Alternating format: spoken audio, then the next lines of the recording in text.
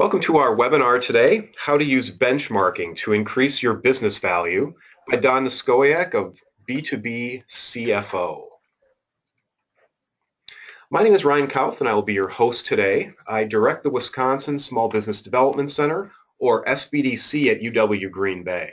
The Wisconsin SBDC at UW Green Bay is part of a statewide network and National America's SBDC network, supporting entrepreneurs and business owners through no-cost, confidential business advising and targeted educational programs. Regional SBDC experts facilitate improvement and growth for small and emerging mid-sized companies and help launch successful new enterprises.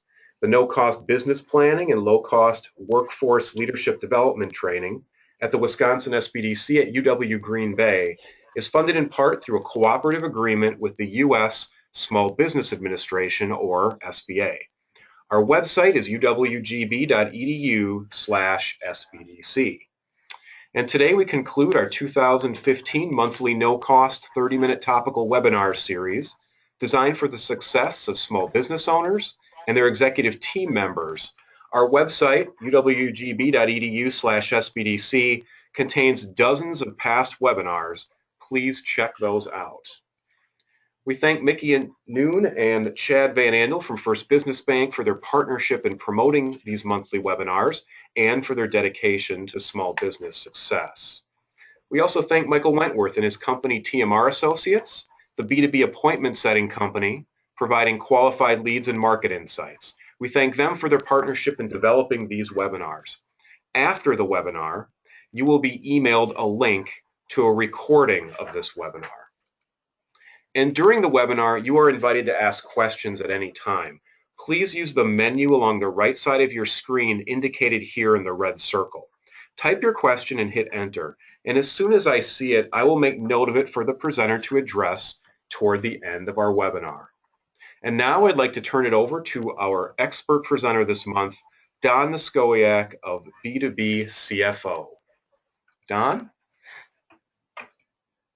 Well, thanks, Ryan. And I'm happy to be here today with all of you this afternoon. Welcome.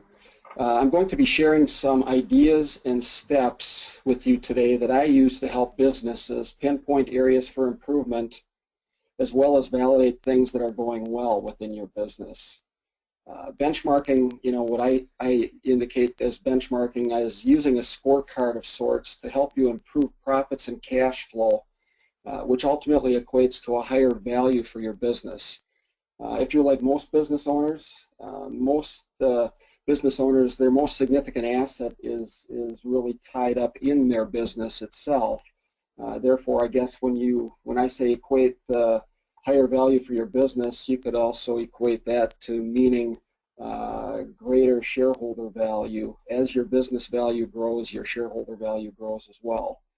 My goal here today is that you will take away a few ideas that can get you started with looking at your business differently. Not necessarily to memorize the formulas and all of the statistics or some of the statistics we'll talk about, but really to focus on the concepts and to help you identify and improve areas where you can drive your business to a greater value.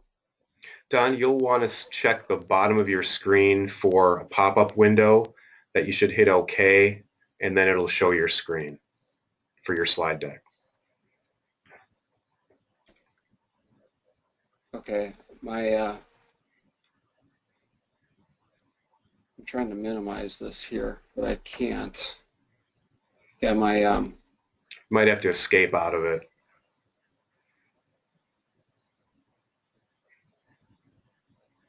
I got to show my screen. There we go. I'll bring up the slideshow, hopefully. Yep. Here. Sorry about that. Perfect. All right, you're good to go. Before I get started with benchmarking, what I'd like to do is talk a little bit about the firm I'm with, B2B CFO, and myself, just to give you a little background. B2B CFO is really the largest firm of CFO advisors in America. We were founded in 1987 by a gentleman by the name of Jerry Mills. Jerry is located in Phoenix, Arizona.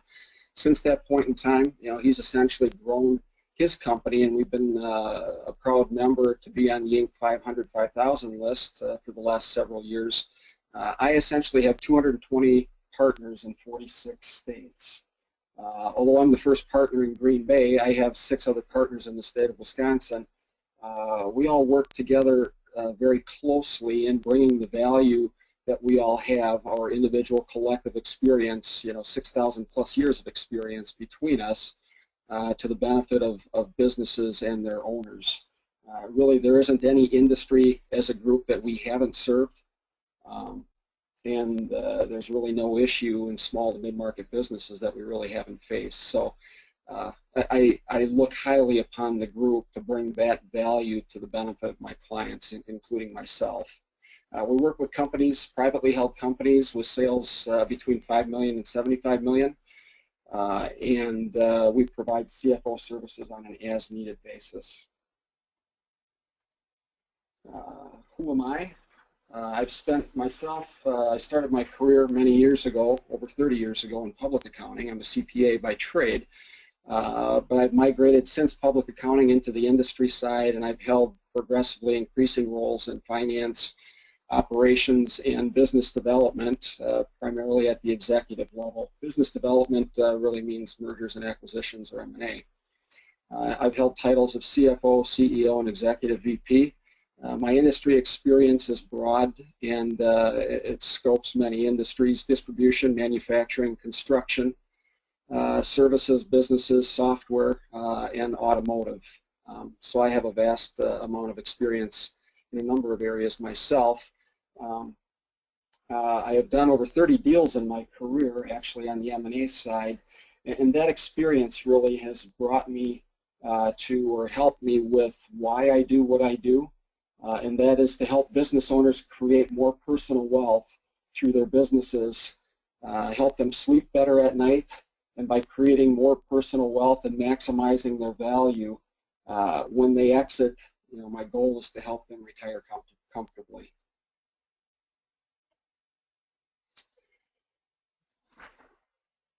So with that as the backdrop, let's get started and talk a little bit about benchmarking here. I always try and begin with the definition in mind. I'm sure you all know and probably have a similar idea of what we're going to be talking about today, but I always like to set the stage and make sure we're all on the same page. Benchmarking by itself doesn't improve your results or add value. It's really a means to an end. It's really, I call it a tool, one of the tools in your toolbox. I do think it's one of the more important tools because it can help you at least establish a baseline and help you know where you stand. Without establishing that baseline or understanding your starting point, tough to make plans to improve from there. So why benchmark? Here's a short list of outcomes from my translation and talking with business owners that I came up with. It's really not about the individual statistics that we'll go through here in a moment. It's really more about the outcome of what you can get from benchmarking and where it should drive you to. Perhaps there are other reasons you can think of. Who doesn't want more cash or higher profit or increased company value? Those are kind of given, but probably more importantly, things like by improving your performance, you can really reduce your stress, and through greater personal wealth, provide greater security for your loved ones.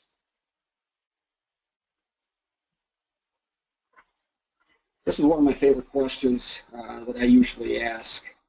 If there were a better way to change my practices or improve my business, when would I or you want to know? Obviously, with me, there's no better time than the present to get started.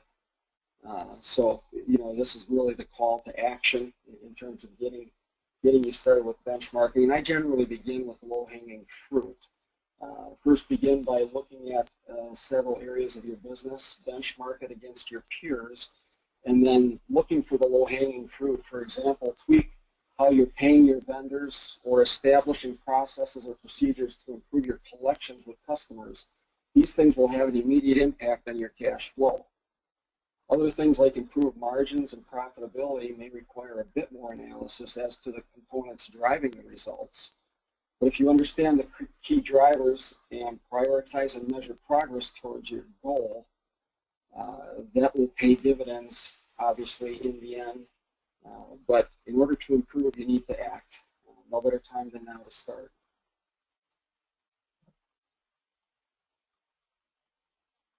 So let's look at some key measures that I emphasize when I look at businesses and meet with business owners.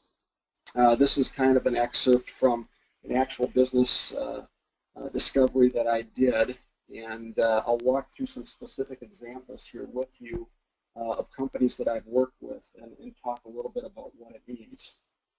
So the overall summary in the 6 key areas: green is good, red obviously needs improvement, and yellow is kind of borderline. You could go one way or the other. But when looking at this summary, at the outset, it tells me obviously liquidity is good. They have good cash available on hand to pay their obligations. Sales are growing, so what could be wrong? Well, the ultimate goal when you drive your sales higher is obviously to make money on what you sell. In this particular case, sales are growing, but profitability is declining, not usually a good sign. In essence, this company is adding risk by growing their top line, adding new customers and more customers without gaining profitability. So growth for growth's sake is not always good. The good liquidity they have currently could and will deteriorate with shrinking profits over time. And perhaps, while you're looking to solve one problem with expanding sales, like in this particular case, minimizing a customer concentration. So the goal is to expand their customer base so they're not reliant on one or several customers. Without good credit processes to vet new customers and good collection plans in place, your risk goes up, and potentially you could risk slow pay or no pay customers in that pool that you've just added, which will further contribute to a decline in profitability if you have to write those off. So let's take a look behind each one of these and talk about specific areas to measure. First and foremost, liquidity. There's a reason why liquidity is really on top of the list. Liquidity is really a measure of your cash availability and your ability to pay your current obligations, like your vendors, your payroll taxes when they come due. It's really most significant to your survival. It's more important than profitability. Companies can survive in the short run without profits, but it's tough to exist without having adequate cash on hand. 2 ratios that come to mind here: current ratio and quick ratio. The current ratio really is a definition of your current assets divided by your current liabilities. So how many more times do you have current assets than current liabilities, which is your ability to pay? Current assets, typically the current ratio is cash, receivables, and inventory. The quick ratio really looks at just those assets that are easily converted to cash. So cash and receivables would be the components there. Inventory would be excluded from your quick ratio. Good rules of thumb: current ratio, you want to be at least 2 to 1 is typical. In this particular case, this business is doing fairly well. Liquidity is very good. The benchmark here, which is an overall industry average, is 2 for current. The real-time measure, I like this when I look at this in my database when I carve this out for businesses of any industry. It really looks at a real-time how their competitors are currently performing as opposed to the long-time overall industry benchmark. This company doesn't have inventory, so really there isn't any difference between their quick ratio and current ratio. A good rule of thumb for quick ratio is if you extract or remove inventory from the equation, really you want to be at a 1-to-1 at a minimum. Certainly you want to measure yourself against your industry. Here he's better in both cases than the industry. A little over 2-to-1 in current ratio, just under 2-to-1, 1.8-to-1 in the quick ratio. Let's look at a couple of another example here as it relates to liquidity. In this case, when you start to break down what's behind the numbers in terms of the liquidity and what drives it, typically your receivable days and your payable days are really numbers that are going to drive your ability to have a good current ratio or not. In this particular case, both numbers are much better than the industry. You can see receivable days. He's paying, he's collecting from his customers a lot faster than his competitors. He's at 19 days. The industry is at 40. Although he's paying his vendors much faster as well. So while he's probably got really good relations with his vendors right now, he's keeping them very happy. The long and the short of what this means is he's got about a 7 to 8 day gap in his days of collection to his days that he's paying, where the industry has about a 2 day gap. One of the things I pointed out to this business, and liquidity is important even though he's good right now, in essence, 1 day's worth of cash to this business means about $80,000. So if he were to more closely match his outflow of cash, paying his vendors more closely to how he's collecting, he essentially could pick up about $550,000 to $600,000 in cash and add that permanently to his balance sheet. A very important metric, again, but if you're not measuring these sorts of things and know how you stand or what improvement you can make, tough to know what that means to you in terms of value. But in this case, it's real money, $600,000 in excess cash could get added to his balance sheet. Keep that number in mind. We'll talk about that later as I bring this all back together and talk about how this will drive value.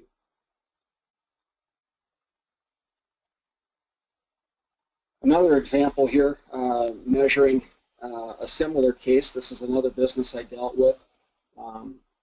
This company obviously doesn't have a lot of receivables. It's more of a cash retail type business, but they do have inventory. And again, real live example here, in my discovery analysis with this business, I learned from the owner that she was hearing from others in her industry about taking more cash from their business personally, to fund their personal efforts. And she really wasn't able to do that, and she couldn't quite understand why. She felt like she was profitable. She didn't really know why she didn't have excess cash available like the other folks in her industry to pull out of her business, for her personal self, and/or she was also looking at growing her business and expanding into other areas. In this case, by managing her business differently, she could add about $150,000 to $200,000 in cash permanently to her balance sheet. In essence, you see what happened here. Her inventory turnover, it's her ability to manage her inventories on an annual basis, have been declining over time. In essence, she's been building inventory and things have become old, obsolete, and haven't been selling, and she hasn't been liquidating that, and she's stayed with her existing or current buying practices. Through this process here, she's deteriorated now well below where her industry is. And again, if she raises the number or slows down her payment in terms of paying her vendors, she could pick up significant amounts of cash and add that to her balance sheet. So again, this provided a good benchmark. What we did is took a look at her inventory turns by inventory category, showed her where the excess existed. We set plans to convert that to cash, and then we established goals for her. Inventory turn goals in each one of those categories, and allowed her to measure her progress towards those goals. This, in the end, really drove her process on how and what to buy, so she could right-size her inventories again and bring product in, turn it over, and create a more cash-conducive environment for her to use what she needs to going down the road. After liquidity, we talk about profitability. Two important measures in profitability, really, your gross profit margin and net profit margin. Your gross profit margin is really a measure. It's what's available out of every sale dollar. It's what's left out of every sale dollar after you've paid for your cost of product or the cost to deliver your service. It's really a measure of efficiency of buying your product or your manufacturing process. In order to improve your gross profit margin, you don't always have to increase price. You can look at the buying side of the equation.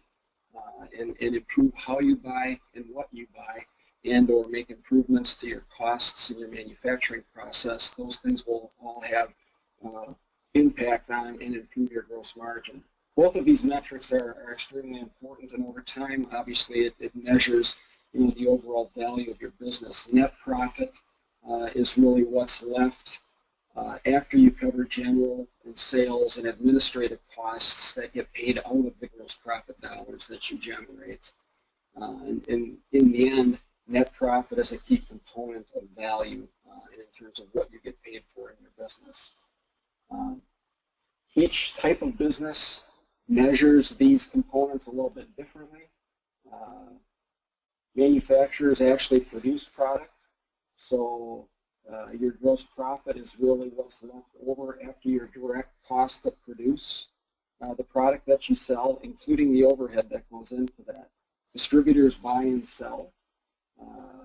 What the gross profit is really what's left after your direct cost to purchase the product that you're selling, including the freight that it costs you to bring that product in or to deliver it to your client. Service providers install and support. So your gross profit should measure your sales less your direct cost to install or serve your customer.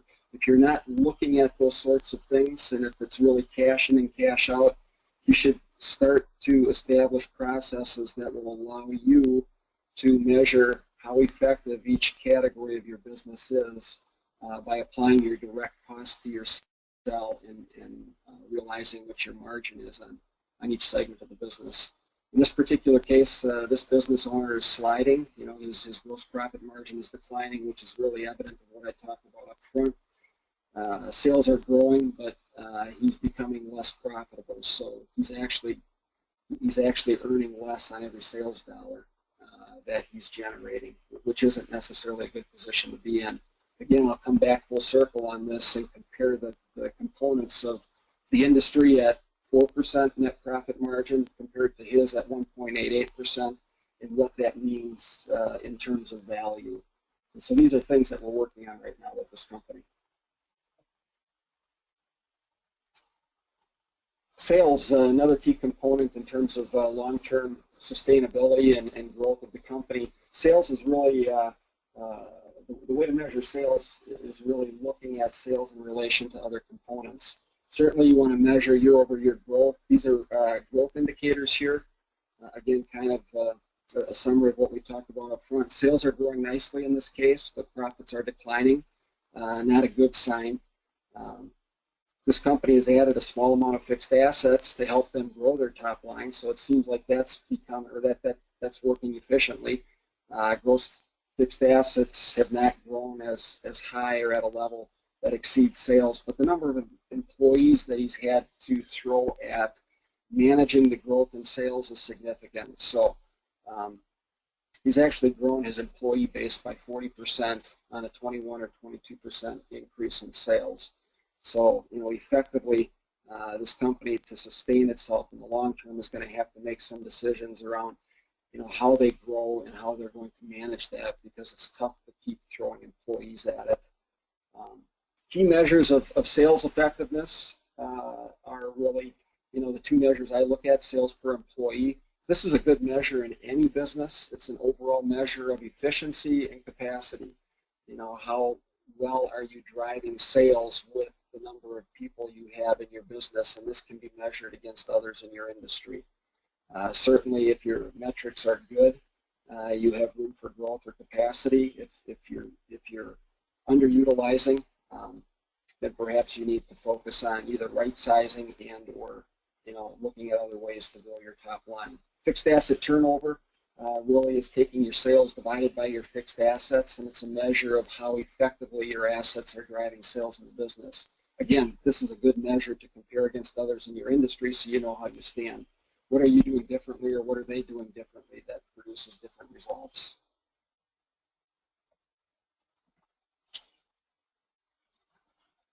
The next category or component that's important to understand in any business is really your amount of debt or your borrowing capacity in your business. In this case, your debt to equity ratio. It's really a measure of, or the balance between the money and assets that you owe, which is really the debt side, versus the money and assets that you own, which is the equity side of the business. You can see here this business is a relatively highly leveraged business.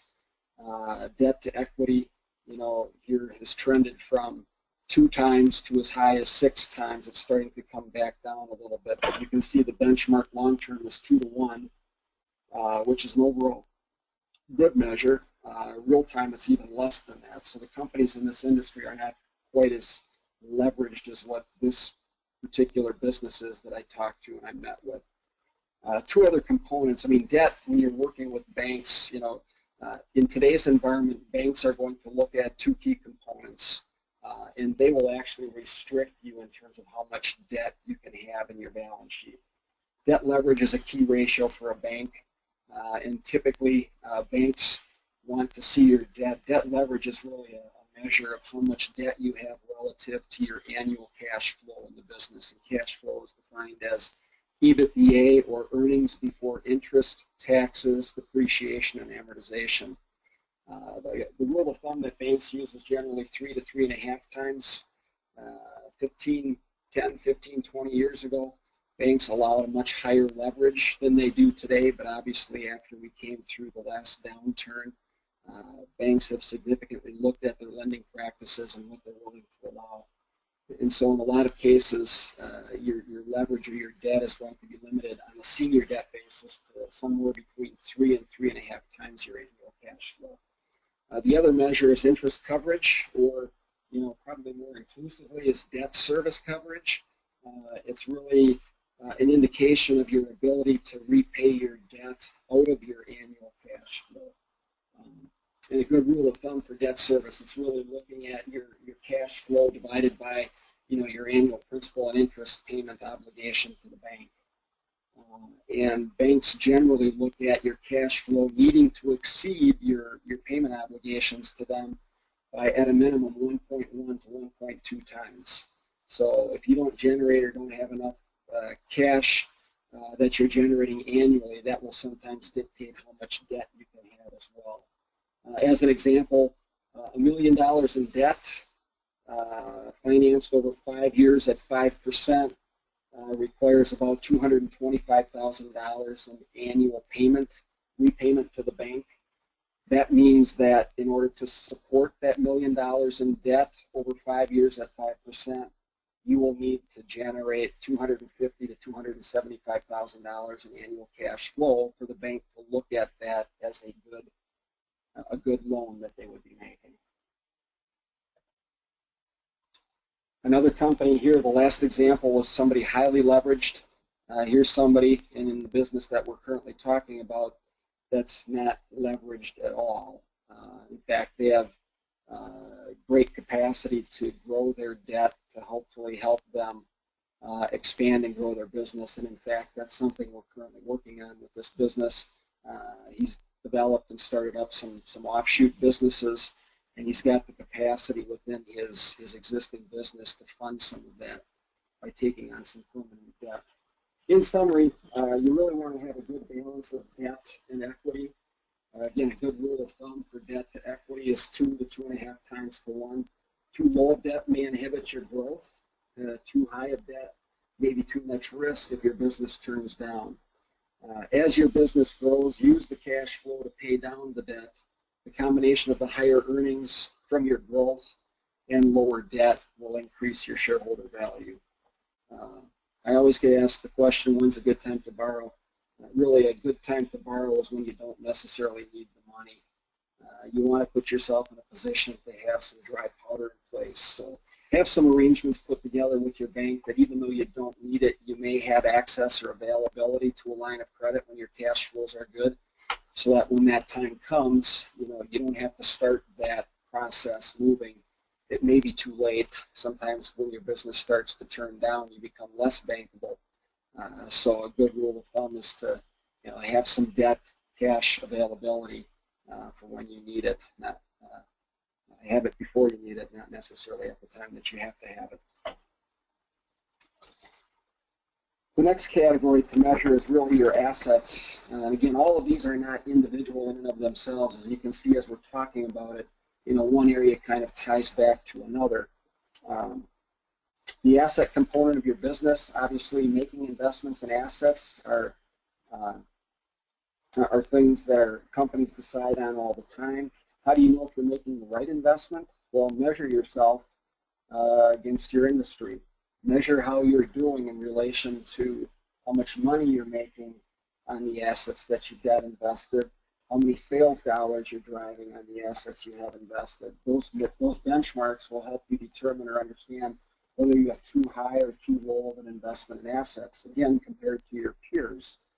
In this particular case, you can see that in the example that I've been talking about all along here, a company grew its top line, but its profits are declining, so you can see that the actual return on the assets that they're deploying are declining as well. Returns are declining because its profits are declining in this case. Fixed asset turnover, while his profits are declining, you can see that, obviously he's still generating volume, utilizing his assets, and he's doing well better than the industry. The industry rule of thumb is for every dollar of asset, they're generating 24 times that in sales. He's actually generating 78 times his every dollar invested in assets. So very, very efficient and high audit. This is not a highly capital-intensive business, but a high degree of investment in automation here is what's helping to drive that. So two key components to help you understand whether you're making the right decisions or whether you have the right investment in assets or not. Again, measure it against your peers.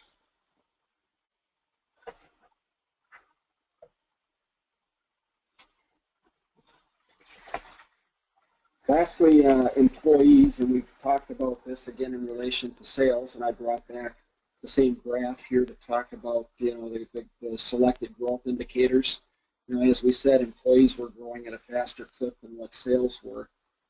And obviously the key measure that I use in every business that I talk to, because it really is an overall measure of how you're performing against your peers, is really the revenue per employee.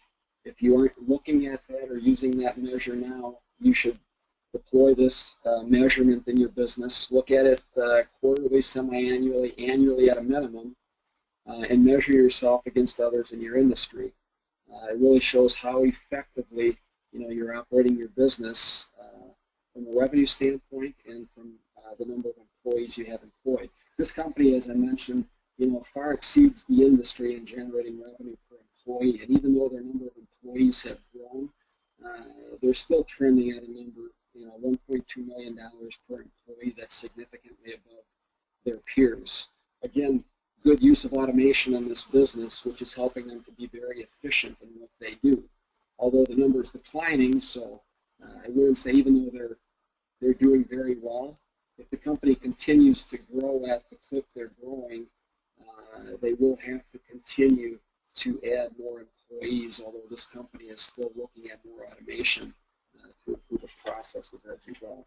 So assess your current status at your revenue per employee, set your goal in terms of where you want to be, and then measure your trends and progress towards that goal.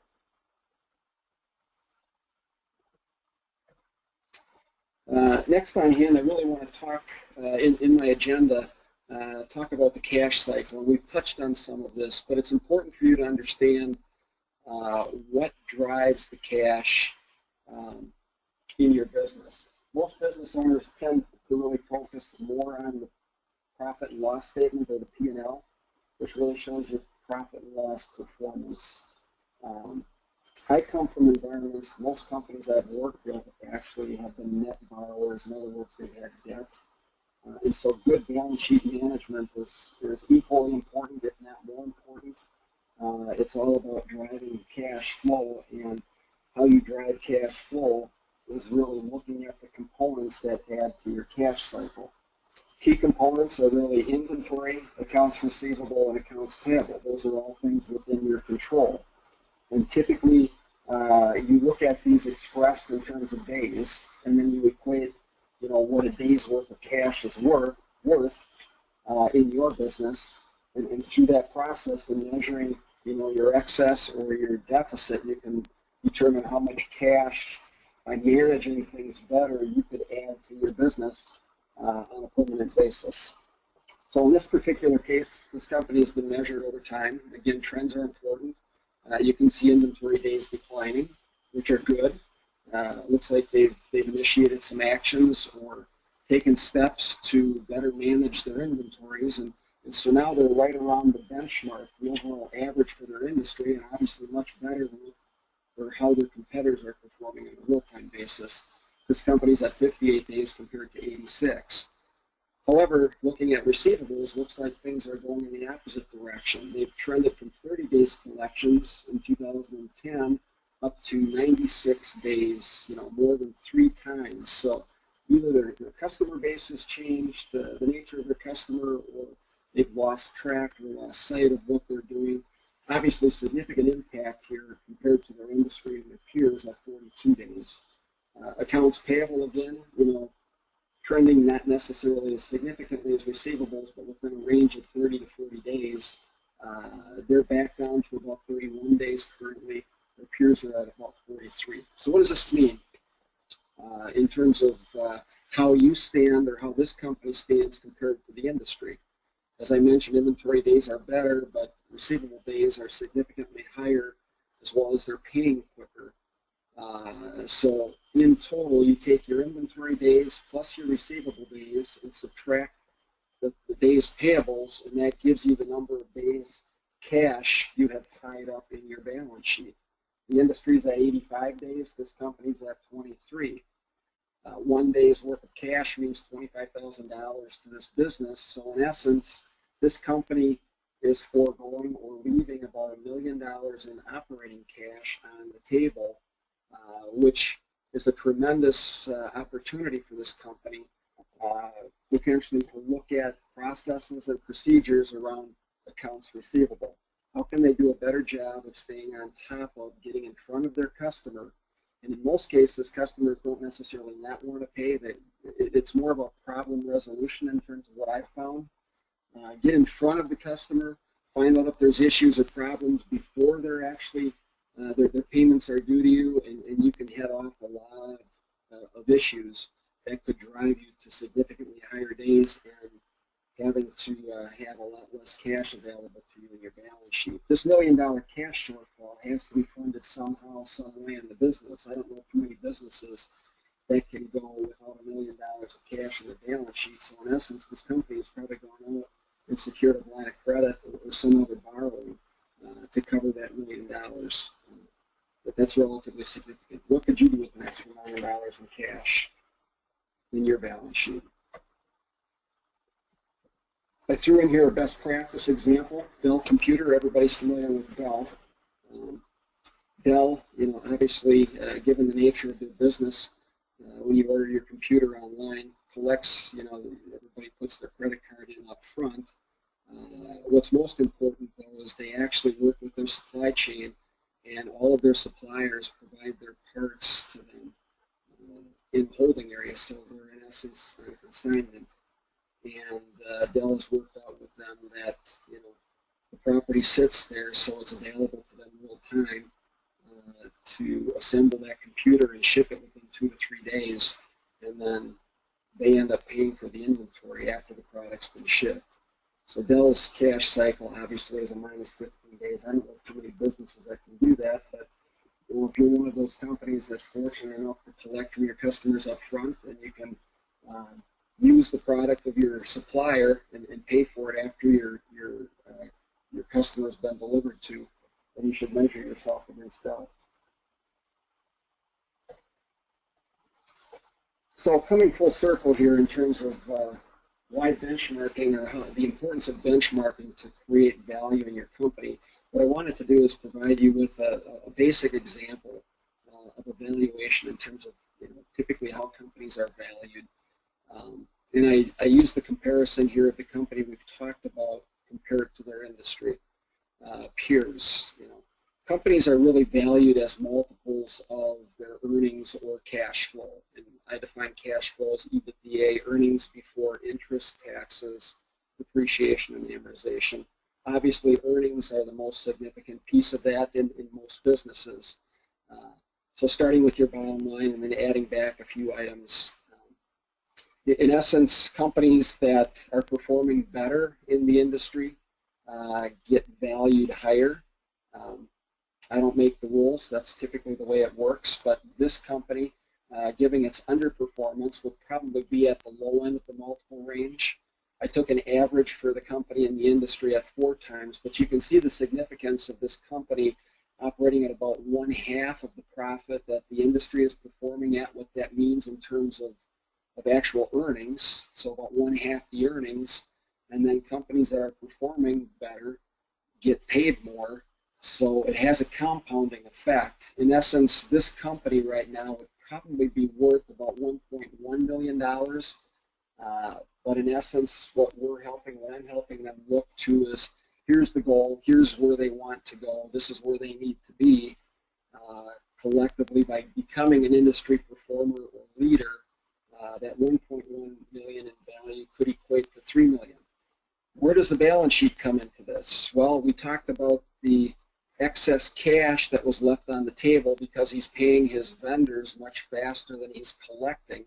So that's $600,000 in excess cash. If you can right that situation before you get to the sale process, that's money that flows into the pocket of you as the seller, as opposed to if you didn't do that, the buyer would expect that you left that working capital in the business, and then in essence they could change their processes and they could accrue the $600,000 to their benefit. So extremely significant to not only manage the P&L in terms of performance, but what the extra cash can mean in terms of value to you when it comes time to exit your business. So in essence, what could you do with an extra $2.6 million in return on cash?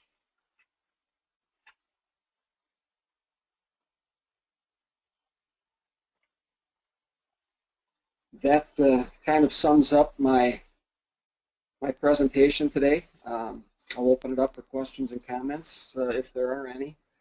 Yep, got one question, Don. Here's the question. It's, what's a good source for benchmarking or benchmarking information? We used to use RMA. What would you suggest? Actually, that was the source that I anticipated that question. That was the source that I was going to provide as well. RMA is a good source. I, in particular, when I work with my companies, actually have access to a database of every industry, and I have it geographically and by business size. So essentially, when I provide the examples here, I have the ability to carve and slice and dice the database to make it conform to almost identically the business that I'm talking to or working with. And so I bring that to the table, and all of the things that I showed here, in essence, are complementary from me at the outset of me getting started with the business. So I call that my discovery analysis. And I sit down and talk to the business owner and understand their needs. And if they want me to go there, I'll provide them with this sort of benchmarking capability. And then we talk about how we might want to work together going forward. So again, this is all complementary. But I have access to a slightly different database that can provide a little bit better information relative specifically to the business and their peers. Thank you, Don. You can go on to your next slide, I guess, if you like. Yeah, and what I would do is offer to anybody on the phone and listening here today or to the webinar, for the businesses that are kind of the size businesses that I work with, if you're approaching 5 million or above, I would offer you this offer complimentary again to sit down and work with you and provide you with a confidential summary and report of doing an analysis or doing a benchmarking study for you, and that would be complimentary on my part. If you're not quite there at that level yet, or you have aspirations to go there, still more than happy to get together with you and bounce around ideas with you or suggestions and learn more about your goals and where you want to go with your business. Either way, both are complimentary, and I welcome the opportunity to meet with all or any of you. If you have my contact information there, drop me an email or give me a call. and we can set something up at your convenience. More than happy to help. Don, thanks so much. Really appreciate the information you shared with us today, and I very much thank you for your time. Thank you. Thanks very much. Merry Christmas, and much success to all of you in the future with your businesses. All right, thank you. Just as a reminder, shortly you will receive an email with a recording link to this webinar, and also to remind you that you can register for our on-site workshops and virtual certificate programs at our website there, uwgb.edu/SBDC. And there, again, you can also find past webinars there on sales, marketing, business ownership, and leadership. So in closing, I would very much like to thank Don Niskowiak of B2B CFO. Don, thank you again. You're welcome. Mickey and Chad at First Business Bank, and Michael Wentworth of TMR Associates, we also thank. And thank you all for attending. Now, go use benchmarking to increase your business value. This concludes our webinar. Have a great day and have a happy 2016. Goodbye.